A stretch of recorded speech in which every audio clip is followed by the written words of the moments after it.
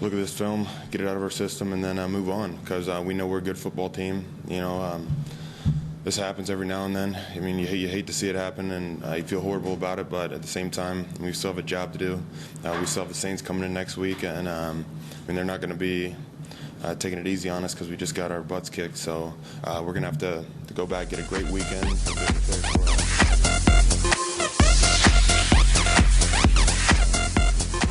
Just slowly gets away from you, but at the same time, we're not panicking. Understand that, everybody has their day that's just an off day, and we're going to go back, watch this film, and forget about it, move on. We got to find a way to put this thing in the back of our minds or out of our minds and get ready to move forward, because, like I said, we still have a lot of games to play, and we can't let a game like this.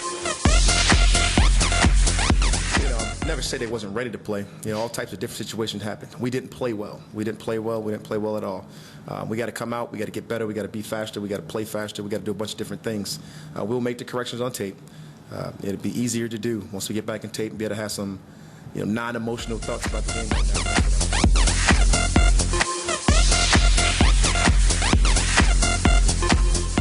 It's hard for me to say right now. You just came off a game where you got your butts kicked. It's easy for me to sit here and criticize tackling rather than going and watching it. I choose to make the wiser decision and go watch the game and find out what happened rather than making emotional thoughts and telling you guys something that I don't really know. I'm not sure.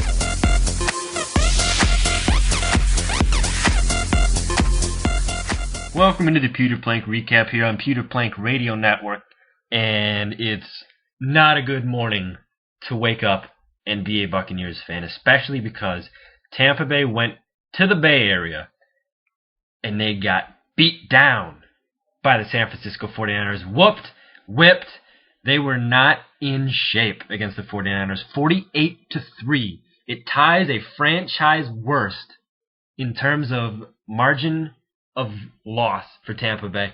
45 points Tampa Bay loses. Josh Freeman not able to overcome that. Nothing went right for the Buccaneers on Sunday. Not a whole lot to talk about either, because it was so abundantly clear what went wrong. The defense, it was Swiss cheese on Sunday. There was so many holes. Frank Gore racks up 125 yards rushing. Kendall Hunter racks up 65 yards. Kendall Hunter rushed 9 times and almost got to 100 yards. That's the kind of day it was for the Buccaneers. We are going to be recapping it here in just a minute, but I will be joined by Patrik Nohe, the voice of reason, in what has become the staple segment of the show, the Patrik Nohe interview, where me and Patrik go back and forth talking about the Bucs today. A little bit of a different feel than last week's show, but that's what happens when you're an NFL football team. Not every single week is a good week. And Tampa Bay did not have a good week this week. 48-3. That's really all that you need to know. 48-3. Tampa Bay, their only points are scored by Connor Barth on the one field goal attempt that he tries. That came in the first quarter, at the 3:58 mark in the first quarter. So after the 3:58 mark in the fourth quarter, Tampa Bay does not score. And they didn't even, I don't think, make it past midfield after that point. They a few times started with good field position, but they just weren't able to do anything with it, because that's just the kind of day it was for Tampa. There's really no other way to describe it other than they just had one of those days. Delaney Walker, 26-yard pass from Alex Smith, kicked off the scoring bonanza for the San Francisco 49ers at the 10:26 mark after a Buccaneers 3-and-out story and the theme of Sunday, by the way. San Francisco scores 7-0. Connor Barth hits the only Bucs points of the day at the 3:58 mark, 24-yard field goal, and then it was all downhill from there. Bust out the cliche book, folks, because everything applies to how the Tampa Bay Buccaneers played on Sunday. Carlos Rogers intercepts Josh Freeman, one of 2 interceptions that Josh Freeman threw on Sunday. Only this one was special because Rogers took it back 31 yards to the end zone for a 14-3 49ers lead. That was at the 14:46 mark in the second quarter. Then, no less Then 7 minutes later, Frank Gore from 2 yards out makes it 21-3, and then at 4:29 in the second quarter, David Akers hits a 37-yard field goal, which made it an 11-point, 24-3 lead for the San Francisco 49ers. Then, third quarter. It just doesn't end. I don't want to keep reading the scoring, but it happened. It's just ridiculous. Vernon Davis, 23-yard pass from Alex Smith. Alex Smith burned the Tampa Bay Buccaneers. Alex Smith, 23 yards to Vernon Davis, makes it 31-3. David Akers adds a 27-yard field goal. You got 34-3. Fourth quarter, Vernon Davis again from 14 yards out, 41-3. And then Anthony Dixon runs it in from 1 yard out, 48-3. That's the final score. Everybody was getting in on the action, the feast, the clinic that the 49ers were throwing at Candlestick Park on Sunday, 48-3. It pains me to say it so many times, but it needs to be pounded into the heads of everyone around the NFL, especially in Bucs Nation and especially in the Bucs locker room. 48-3. Dismantled. Not a good game at all. LeGarrette Blount had a good first half, 34 yards, 10 carries, nothing in the second half. He ends his day, 10 carries, 34 yards. Josh Freeman, 17 for 33, $187 through the air, 2 interceptions. He finishes with a quarterback rating of 43.4. Josh Johnson actually came on to finish out the game. He goes 1 for 2, 7 yards. That's the kind of day it was. I mean, that's the only thing you can go back to. That's just the kind of day it was. Josh Freeman has to leave the game, not for injury, not because the Bucs were up, but because they were getting beat so badly, you just don't want him out there. Because at that point, if he gets hurt, it's just piling on to already a terrible day. So Johnson comes on to finish out the game. And San Francisco actually threw on their backup quarterback. He goes 3 for 3, 35 yards. But Alex Smith is the man of the day for the 49ers in terms of passing. He only completes 11 passes, but he manages to go 170 yards and 3 touchdowns and finishes with a 127.2 quarterback rating. Alex Smith, 127.2 quarterback rating, completes 11 passes and 3 touchdowns.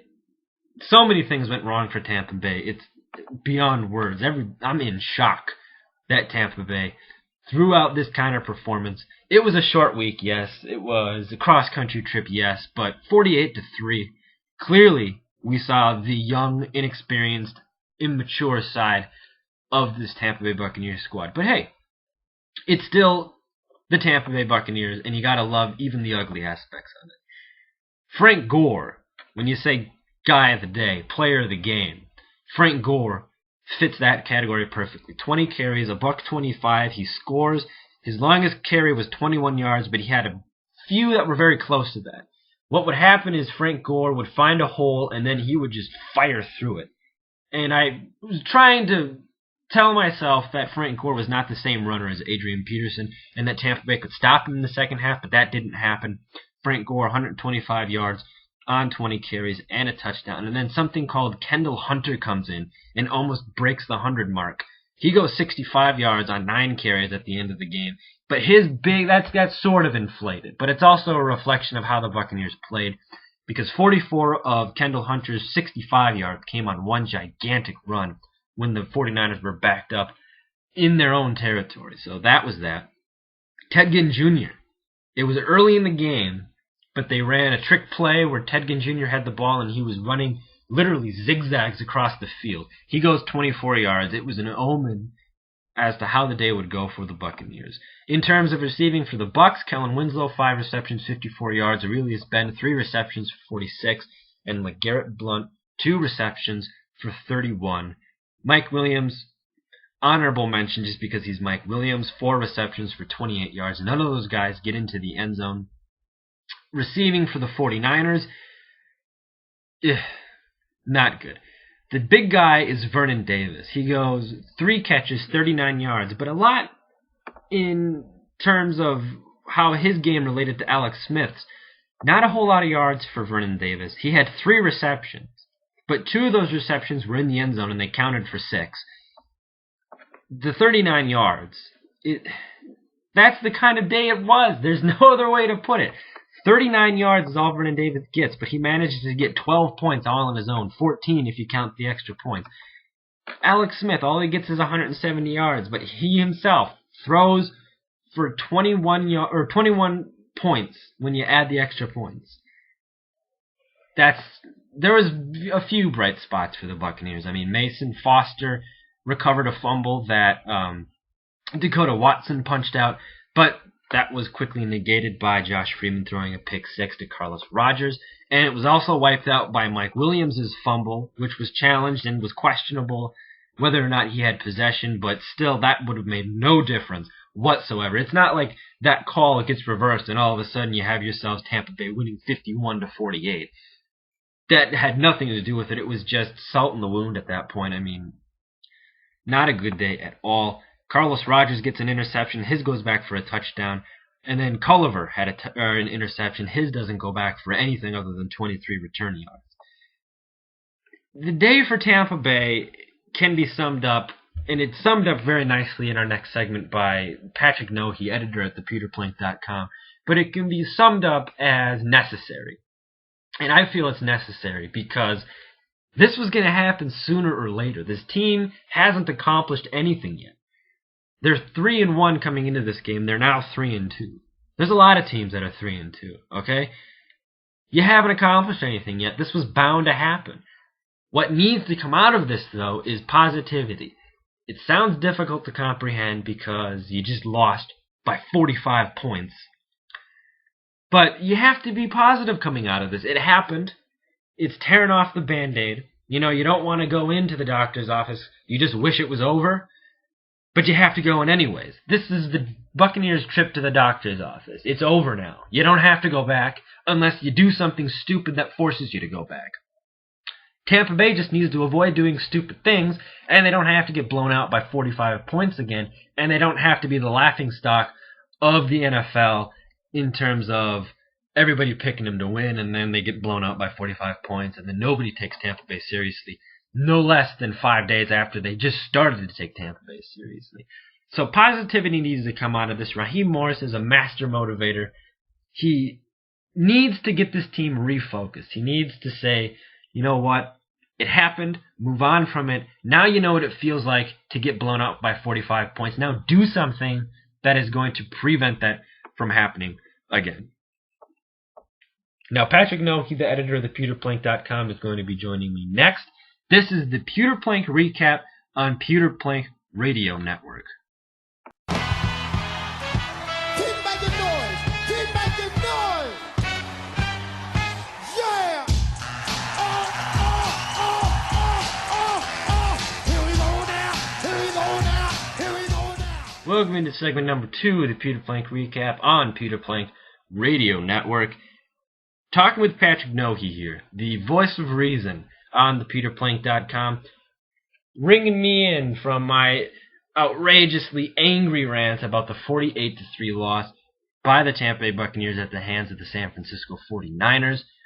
Now, Patrik, Josh Freeman had his first truly atrocious game of this regular season. I mean, he throws less than 200 yards.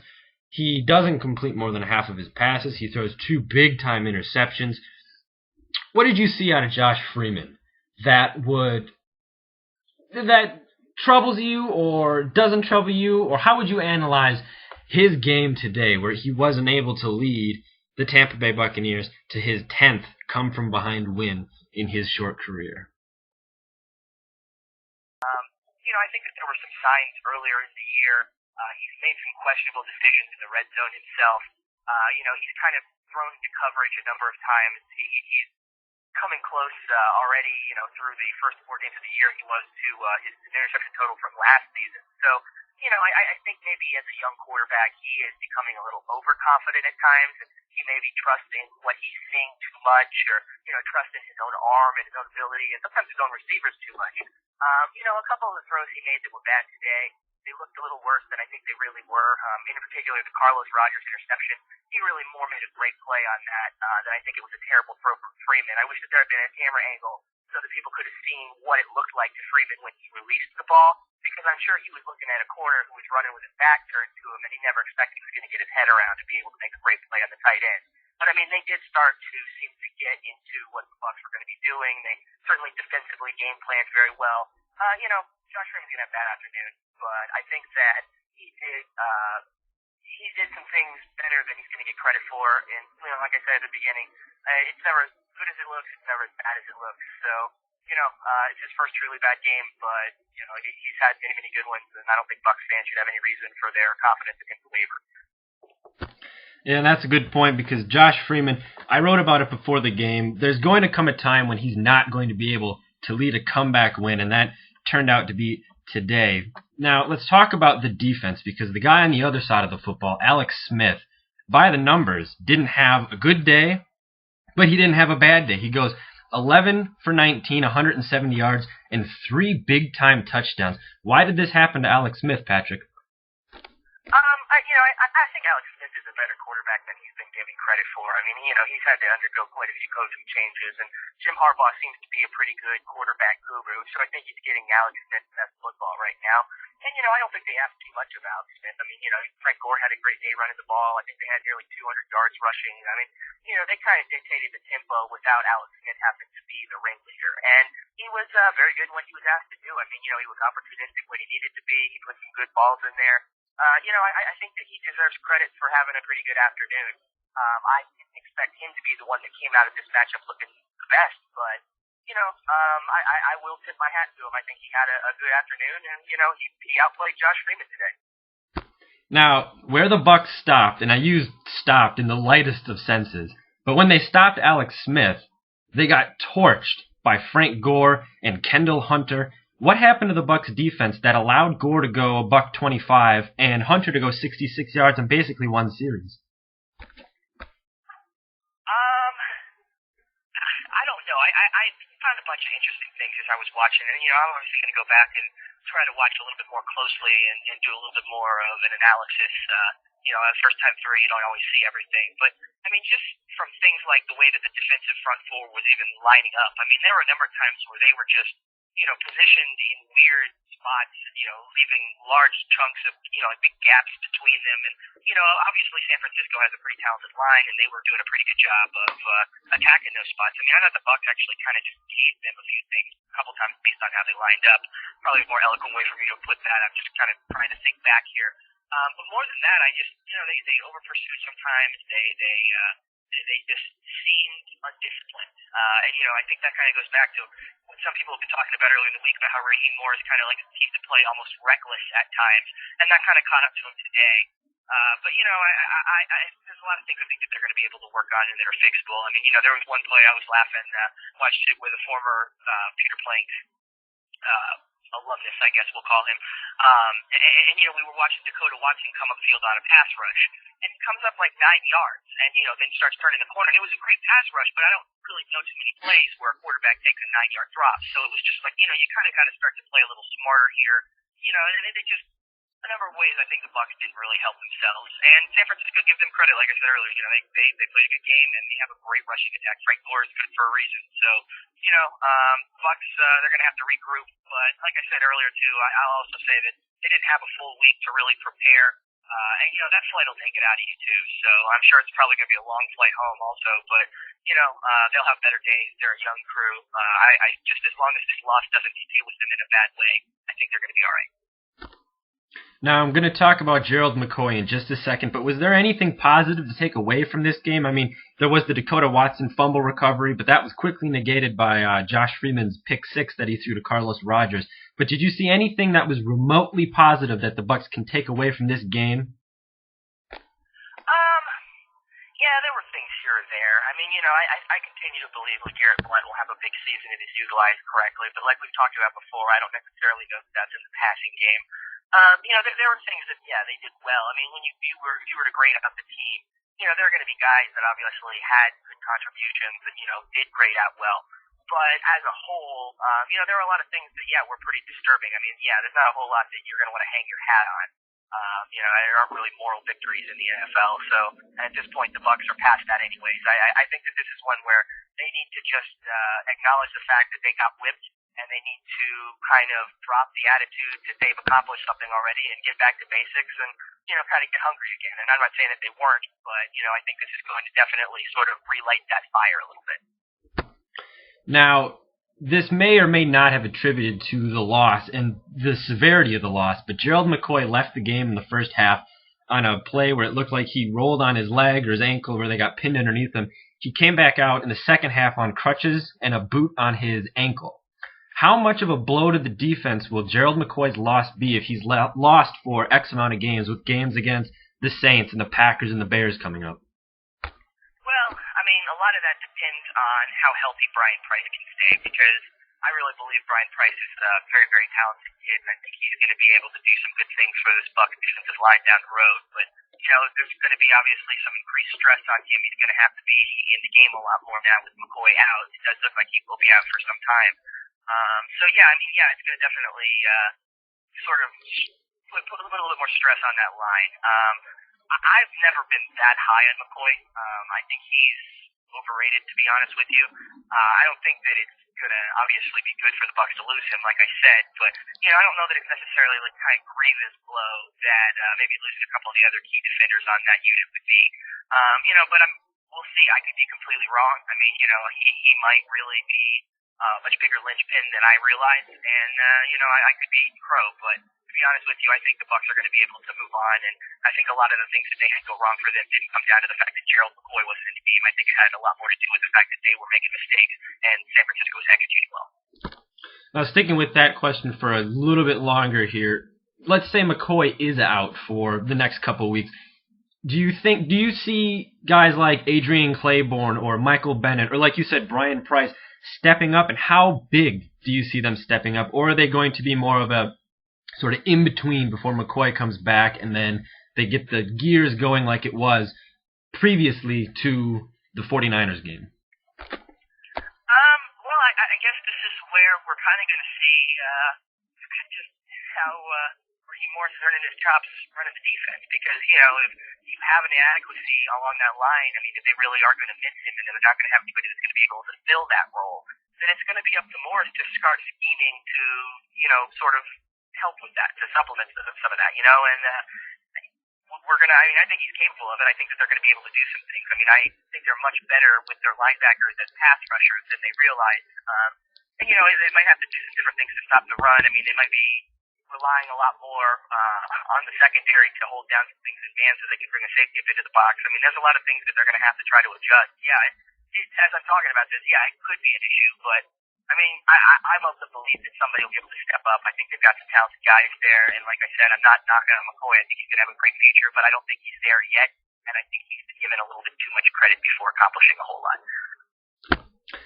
Now, during the game, I was hearing a lot of people say that the Bucs were losing because of the cross-country trip and because it was on a short week, and to that I countered that the New England Patriots had to travel east to west coast, and they ended up playing a very good game against the New York Jets. Now, I know the Tampa Bay Buccaneers are not the New England Patriots, and Josh Freeman is not Tom Brady, but how much of the loss do you think can be chalked up to the cross-country trip, and how much can be chalked up to the Bucs were just ill-prepared for what the 49ers had to throw at them?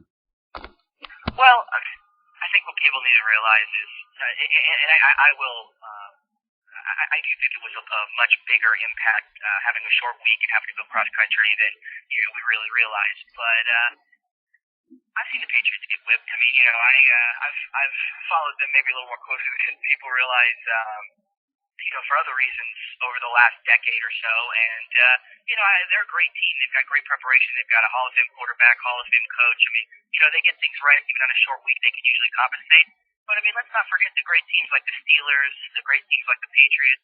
They have bad weeks too. They've had weeks where, a couple years ago, New England had a full week to prepare for an 0-2 Miami team, and they got destroyed. And granted, there was an archaic formation that was pulled out for the first time in like 60 years in the NFL, but that didn't really matter. They still got beat at home badly. It happens to everybody. They went on to be a great team that year.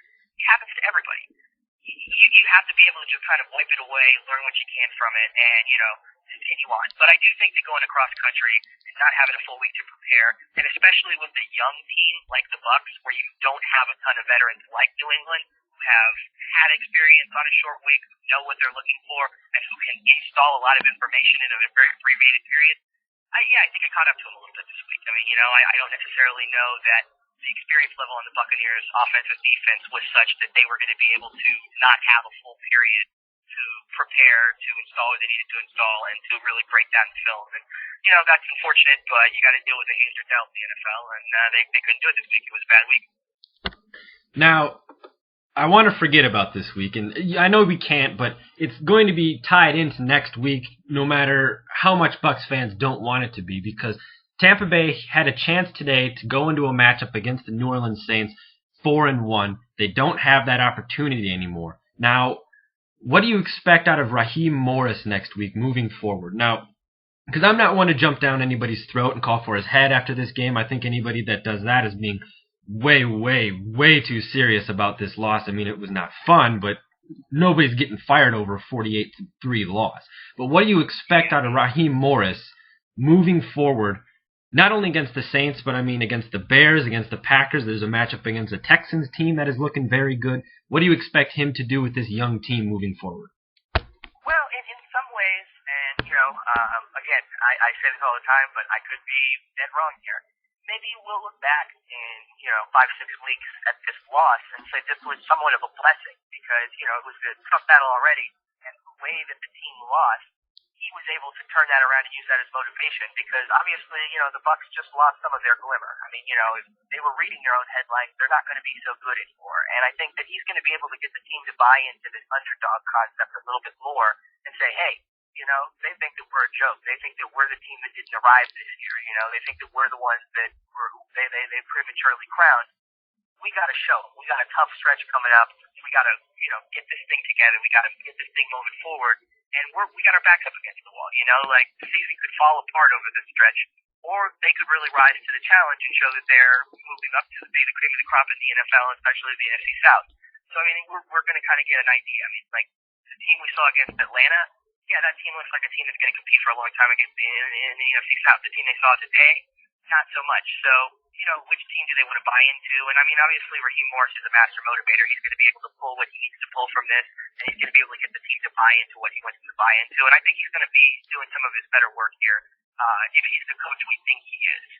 So, I mean, that's obviously hopeful. That's a little bit of a homer take on the topic. But, I think that he's a good motivator. I think he'll be able to pull what he needs to. And obviously, he's going to have the team's ear because they got embarrassed today. And, I mean, if they go home and turn on SportsCenter, this is going to be on, and there's probably going to be a few come on bands. And, they're going to get it this week. So, now you need to come back to warm-up plays, hat in hand, get ready to work. And I think that's when Raheem Morris is best. They got their backs against the wall. He's got the underdog angle now. All right, let's do it, Yeah, they're going to hear about it a lot this week because you have, and this is why it's hard to take some of the NFL pundits seriously, because last week after the Colts game, everybody's raving about the Bucs, and now, not even 5 minutes after the 49ers game is over, the 49ers are all of a sudden one of the favorites to come out of the NFC. So I think Tampa Bay is going to rebound from this, and they really don't need the respect of people outside of Raheem Morris, and he's wonderful at getting those guys to respect him and to win for him. Now, in New Orleans, this is a team that's scorned. They just got beat 48-3. They're going up against a New Orleans Saints team that almost lost today, but they didn't, and Tampa Bay did. So, of all of the things that can go wrong for the New Orleans Saints next week, what do you think that the Bucs can exploit? Because we saw them almost get beat by Cam Newton and the Carolina Panthers. So, what can the Bucs look at as in terms of weaknesses that they can exploit on the New Orleans Saints team? Well, I've said all year, and they might not have played like it, but I feel like the Falcons are the better team of the two, the Saints and the Falcons. I feel like the Bucs have already seen the better of those two teams. I don't think the Saints are what they once were. I mean, they're still a very, very good team. I'm not taking anything away from them, but they're not a dynamic team. I mean, Drew Brees had to bring them back today against the Panthers. And I mean, I'll tip your hat to what Cam Newton has done over there. But I mean, it's not like the Panthers are world beaters. So, they've had a few of these close run-ins. They haven't been excellent yet.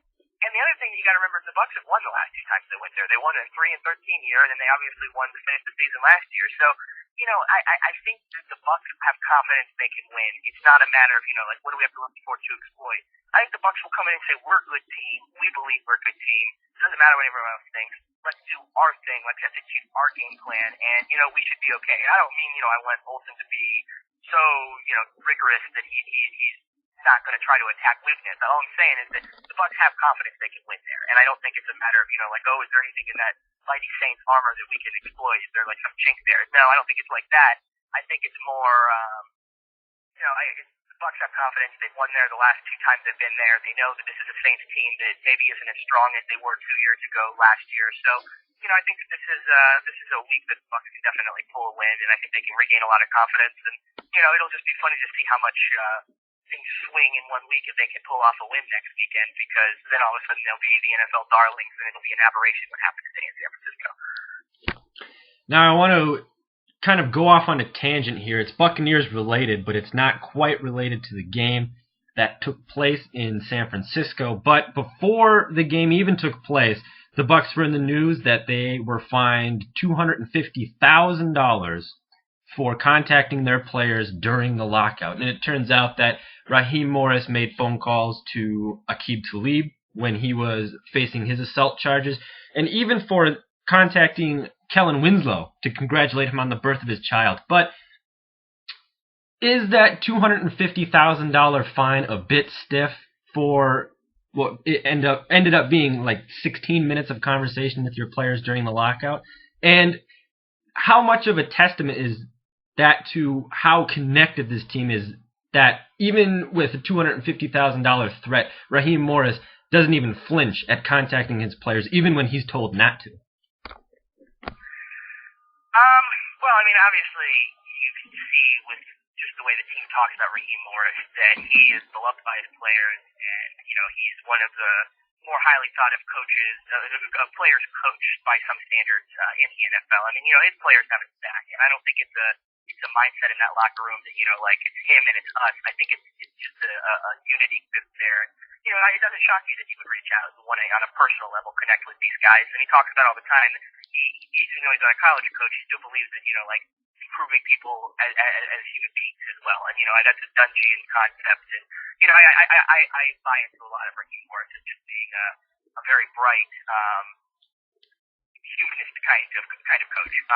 Now, as far as the NFL penalty and not, singing the praises of Raheem Morris, I think that's ridiculous. I think it's absolutely ridiculous, because the New England Patriot organization was fined $250,000 for filming the coach's hand signals on the other sideline, which is actually a competitive issue. And then you're talking about a coach who made 16 minutes worth of calls. Has there ever been a 16-minute conversation in which somebody can say something that dynamic in the history of the NFL that would give another team that big of an advantage? It's just stupid. And I think that just kind of goes to show you what some of the players were talking about during the lockout, about how Goodell needs to reel this in, and it's just totally arbitrary. $250,000 is the number he slapped on it, and it's like, you're telling me that's equivalent to spiking. I just think that's ridiculous. But beyond that, what are you going to do? It's the NFL. That's what they do. You got to pay the fine. It stinks, but there's really nothing they can do. They can't fight it. You just kind of got to laugh it off. And Raheem Morris wishes he used 10-3-1 next time or something. I don't know. It's an expensive phone call. Well, if Roger Goodell was trying to imply that the Bucs were making dynamic plans during the offseason, I think today is proof enough that those plans were not made. And I know you aren't the biggest fan of Roger Goodell, so I had to ask that question. No, it's kind of silly. Obviously, it's pretty obvious your opinion on it as well. It is. I just don't understand why that, a sense of discretion, or not discretion is the word, just a sense of common sense, really, just look at it and say, okay, this is sort of silly, I don't need to find him over this. If it had been a 5-hour phone call here and a 2-hour conversation there, and, then maybe you can say, okay, guys, I think you and I have been actually talking a little bit of football, but, 16 minutes you can sit there and, this phone call will last longer than 16 minutes. That's just silly. Now, closing out the interview segment of the show, which is by far my favorite segment of the show, we're doing the predictions for next week. Now, we're 1-1. We predicted a win against the Colts. We got it. We predicted a win against the 49ers. We got a little ahead of ourselves. Now, next week against the Saints, do you see the Buccaneers going in there 3-2 and going out 4-2 and back in the hunt, the serious hunt for the NFC South lead? Wow, that's really tough. I mean, I wish I could make this prediction on Thursday. I'll put the little asterisk by it and say this is what I'm thinking on Sunday night. I think that the Bucs go in there and win. I really do believe that this is a team that when they're backed up into a corner, they've got their backs against the wall, you see some of their best football. I mean, they dropped the game last year to Detroit, and that obviously was unfortunate. But then the next 2 weeks, they came out and they beat the Seahawks and the Saints, and they did it convincingly. So, I think that you sort of see it go both ways. But I do think that this team is going to respond, and I think that it's going to be a very strong response. I think that it's probably going to be a close game, but I think that they're going to come out and they're going to be the team that everyone expects them to be and run the ball well. And Josh Freeman, I think, will have a better week. So, I think that they are going to bounce back. I'll say 24-21, but like I said, I do reserve the right to change my opinion. So, if that changes, I'll let you know on the site. Well, I'm going to have to say the Bucs win, but then again, I don't think I've ever picked against the Bucs in the last 5 or 6 years. So your voice of reason is holds a little bit more weight than mine does. But he's Patrik Nohe, the voice of reason in the segment that we call the Patrik Nohe interview. Same time, same place, same great segment next week, Patrick. You got it. All right, Patrik Nohe joining me. We will come back and wrap up the show. 48-3, Tampa Bay loses.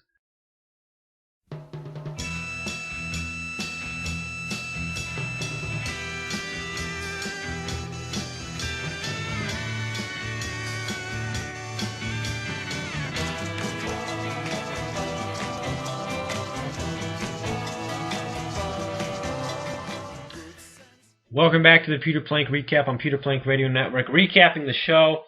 The first segment, the typical recap, the typical rants. Fresh in my mind, fresh venom coming out. 2 bad weeks in a row. Tampa Bay, they're 3-2. Take it for what it is. They go into the Saints game now needing a win to get back on par with the Saints. But it is what it is. They're 3-2. They lost by 45 points. You don't want to say get over it because that's not. You don't get over a 45-point loss. You get better from a 45-point loss. But that was the first segment.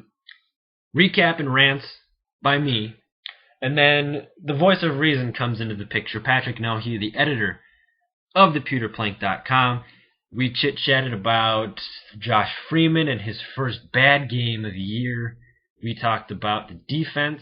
We talked about Gerald McCoy and the potential impact of his injury should he miss X amount of games, especially with games coming up against the Saints next week and the Bears, the Packers, a good Texans team, more divisional games, what the impact of his injury is. And we also touched upon a lot of things that went wrong with the San Francisco 49ers game, and we briefly touched on the Buccaneers being fined $250K for contacting their players during the lockout, which me and Patrick both agree is just an atrocious number to fine somebody for a total of 16 minutes of phone conversation. But that's all in the Patrik Nohe interview. You can check that out. Segment number 2. Next week, it's New Orleans Saints week on thepewterplank.com. Check out Dr. Mark McKenna. The doctor's in the house on Wednesday, as he always is. He's going to make you feel better after the loss. Just visit him and take one of his brilliant prescriptions. It comes in the form of the midweek game plan. Going to tell you everything that he thought went wrong, went right on Sunday. He's going to look forward to the next week against the Saints. And then in case you just want to stop talking about the Tampa Bay Buccaneers, he's going to tell you about fantasy football and everything else he thinks about the NFL. Dr. Mark McKenna, the midweek game plan. The doc is in the house on Wednesday. Check that out. And then we also have the Friday Football Feast up on Friday. And there's going to be 2 Pewter Plank Road Crew journals coming up about my experiences at the Vikings game and the 49ers game, and then looking ahead to future road games.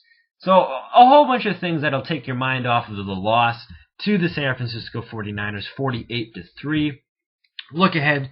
It's New Orleans Saints week on thepewterplank.com, your number one place to get all of the best Bucs action on the web. It's unbiased, it's unfiltered, and it is undeniably the best place to get your Bucs fill. This has been the Pewter Plank Recap on Pewter Plank Radio Network. I am Josh Hill. We will see you next week, hopefully on the flip side of a Tampa Bay Buccaneers win, but if not, well, now we know how to prepare ourselves for that. We will see you next week on the Pewter Plank Recap on Pewter Plank Radio Network.